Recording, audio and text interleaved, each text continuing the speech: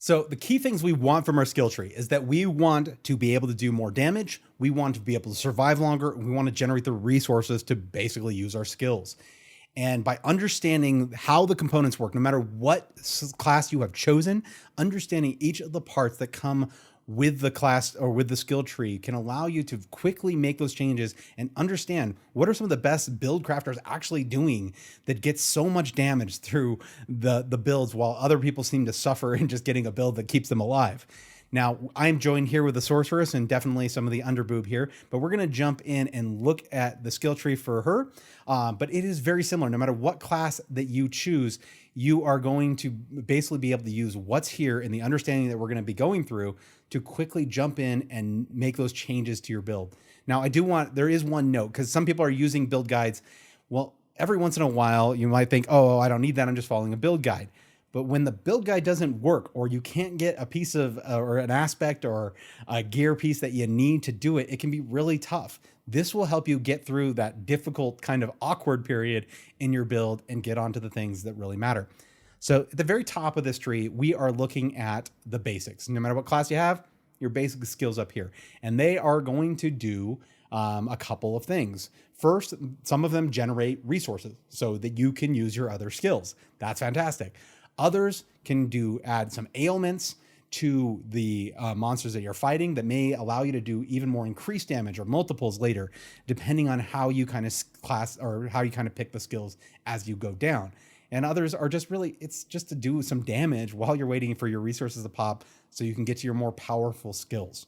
And so that takes us on to probably the most powerful skill when you really think about it. The damage per second on this that's going to affect your build the most is this. It's your core skill. If you look at build guides, they are generally designed off of choosing one of these and then going down the rest of the tree to basically maximize what you're getting out of it. So the core skill, when you're coming into the game early, and you want to build your own, kind of play with these because this is going to be the biggest thing that affects the feel of your build, how it feels to play it. Do you like it? Do you not? This is what's really going to set that. So you come in and you pick one. And then you're going to put as many points as you can into it because this is really the thing you're counting on to do a ton of damage. Now, as you read through these, they'll have different things like little modifiers say, hey, we'll also do this additional damage, or we'll freeze them, or we'll stop them, or we'll do some multiple, or we'll ricochet or something. It mentions in these that if you are triggering certain ailments, certain crowd controls on the monsters, your core skill will do even more damage. So as we read through these early, paying attention to what those are, that's how we start to pick the rest of the things down the line. The more we can do to add damage to that or make it hit more targets or make it help clear more of the monsters in front of us, it's going to help us a ton. So we are doing enough damage to kind of keep things moving. Now we're getting into our core skill early on. Just these two can allow you to wipe out things really, really fast in the leveling. But later you're going to get into troubled spots. You're going to get in spots that you can't kind of easy get out of. You're on the wrong side of things. Some monsters appeared out of nowhere. And we're going to come to our defensive, or what I like to call is the oh shit buttons. These are the things that get us out of trouble fast. So no matter what build you're looking at, by the end, they're at least using one of these, if not multiple. And that allows them to kind of, if they find themselves in tricky situations often, or they find themselves dying because they're on the wrong side of things, or they can't clear mobs as fast as possible, having a couple of these will actually save their butts a couple times. And it does it through either adding more defense, making them unstoppable, or just simple mobility to get the hell out of there. Those are what really allow you to kind of stay alive. So if you're dying a lot, this is where you come and kind of go, oh man, okay, I've got the one, but that doesn't seem to be enough. I need to find a way to get some other points into one of these other ones so that I can stay alive longer. Now, the next two nodes here are going to be things that are specializations for this class.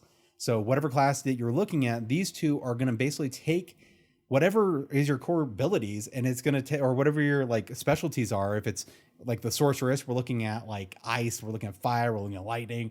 It's going to take those and just have abilities that are even stronger. Now, these generally have two big concerns for me, and that is one, either they cost a lot of mana, which that strips the resources, or any resources, depending on what class you're looking at. It strips the resource that you should be using on your core skill. So yeah, it might be worth it in time, but you have to make sure that it's not costing you so much that your core skill isn't able to pop as often as you want, because that's what's going to clear. That is really what's going to make the game more enjoyable. You're moving through things very fast, and a lot of times that's the thing that's taking down bosses like mad.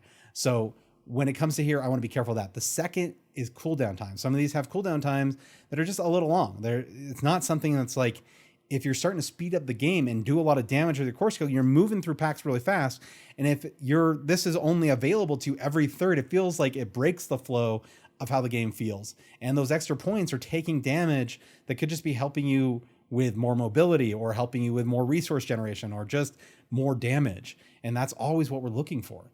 So I'm very cautious when I'm using these. And what I'm looking for is that, do they add something to the core skill? Are they good enough that if I pop them occasionally, that I would do something valuable that allows my core skill to do far more damage, that it's worth that extra time, or it's worth the extra cost that I'm taking from my resources.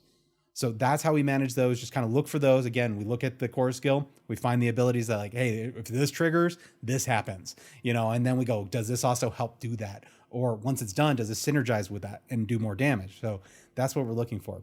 Now, this is the one I think was the most confusing for me as I started just building going through a lot of the build guides and going through building on my own and just kind of speccing it solo. I realized that these ultimates, as crazy amazing as they are, they're stunningly beautiful. They just crush. They do tons of damage. They aren't always the best for your build. There's many endgame builds where you actually skip this entirely. You don't waste your resource and your points here when it could be helping your build somewhere else. And so what you'll find is that for the most part, they skip it if they're just doing damage, because their cooldowns are lengthy. They're a minute and a half sometimes. And that can just be an intense time. I mean, a minute and a half has gone by. I can clear a nightmare dungeon in 4 minutes. So this doesn't make sense that I could do this a few times, but I've cleared like 30 mobs. Why? It just doesn't feel right in the flow. Now, there is exceptions, and these are more ones, again, that come back to the primary thing I was talking about, which we are kind of focusing on everything we can and targeting it back to that core skill that kind of centers our entire build and allows us to do even more damage. So if that one of the ultimates allows us to kind of do more damage, or keep it up so we can move faster, or we can get resources easier, or keep us unstoppable, whatever it is, that if it's helpful to allow us to do more damage with our core skill, we may want to figure out how to make it work.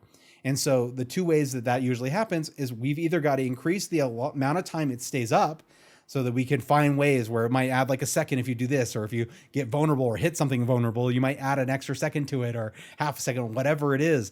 Or we want to reduce the cooldown time. And we're just looking for ways to do that. If we can find that, if it's the benefit to is high enough, and we go and gun through that for the rest of the builds, we can get to that place where that ultimate feels really nice to kind of throw up. Now, there is something really cool as we go through the core. You're starting to see a trend. There is something going on that is going to become useful, and I'm going to show you in a second how that basically allows you to create incredible builds throughout the game with not just the skill tree, but with all the things that are all the tools at your disposal. Now, the last thing on the skill tree is the passive. Now, the passive is important to understand. They have dramatic effects on whatever is going on in your build. Sometimes you have to change your gameplay a little bit to fit them, though. You have to kind of look at how they trigger or how they affect what you're doing, so you can make sure you're doing more of that. In this build, and again, we are looking to affect the core skill as much as possible, do more damage, survive longer, and generate resources. So those three things are the things that will actually help us build our entire build if we understand them. So as we're looking through and we're trying to constantly affect the more damage, stay alive, generate resources, that is what we're going to take to then look through our Paragon, through our what items we're using, what gear we're actually using, what aspects we are targeting. We are always trying to do that. The most damage you can do is to keep pushing that multiplier on your core. The more things affecting it and bringing it up, it's going to affect your game dramatically. So just understanding that and how it applies here is going to make your build great throughout. Now, you should be moving through the game significantly faster. I want to make sure that you get the most out of it. You get that momentum feel that just feels great when you're playing a game like this. And I want you to make sure that you check out this video where I go through the most common time traps in Diablo 4 right now that are going to allow you to kind of save hours of gameplay, that you're not just wasting doing things you shouldn't be doing, or they're just costing you for no reason.